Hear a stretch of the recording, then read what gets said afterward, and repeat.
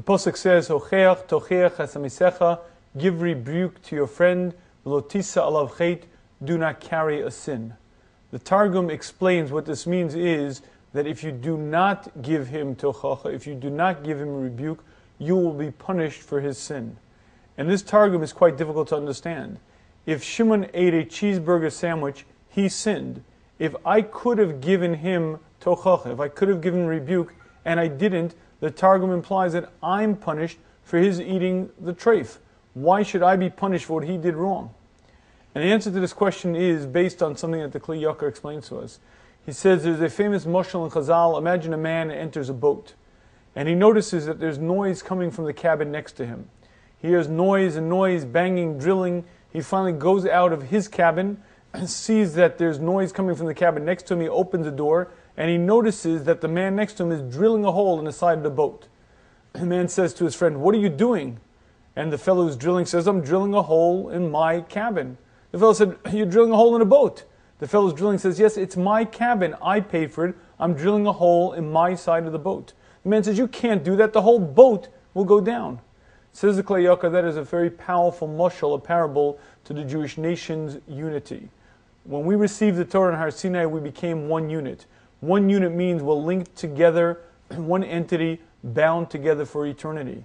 What that means in plain, simple language is we're all part of one team and all responsible for another.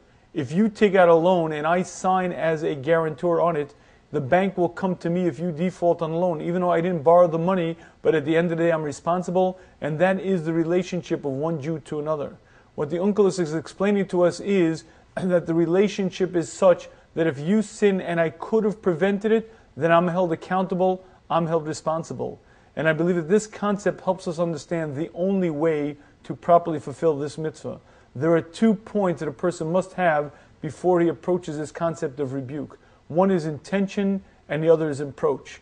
If my intention when I go over to you is to stop you from a sin, if my intention is to stand up for the honor of Hashem, any of those intentions are guaranteed to fail and my rebuke will fall on deaf ears. The only proper intention that I must have when I'm giving you rebuke is my concern for you, my love for you. If that is the intention that I recognize we're one unit, I'm responsible for you because we're together in this, then that intention will guarantee the success. But the second element is equally important, and that is approach.